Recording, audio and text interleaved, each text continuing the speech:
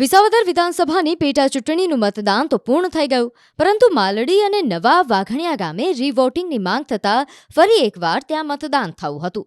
એટલે આ બંને ગામના લોકોએ 2 દિવસમાં બીજી વાર મતદાન કરવાનો મોકો મળ્યો. માલીડા અને નવા વાઘણિયામાં મતદાન કરવા માટે મોટી સંખ્યામાં લોકો ઉમટી પડ્યા હતા.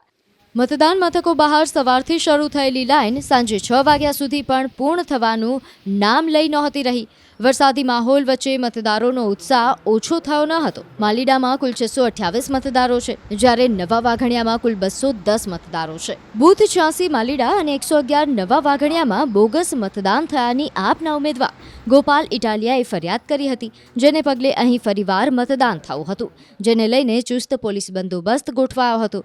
બીજી વખત પણ મતદારોનો ઉત્સાહ ઓછો થયો ન હતો. બમ્પર મતદાન થયું. QR કોડ સ્કેન કરો અને ડાઉનલોડ કરો ન્યૂઝ 18 એપ. મેળવો ગુજરાત અને દેશ દુનિયાની પળે પળની અપડેટ્સ.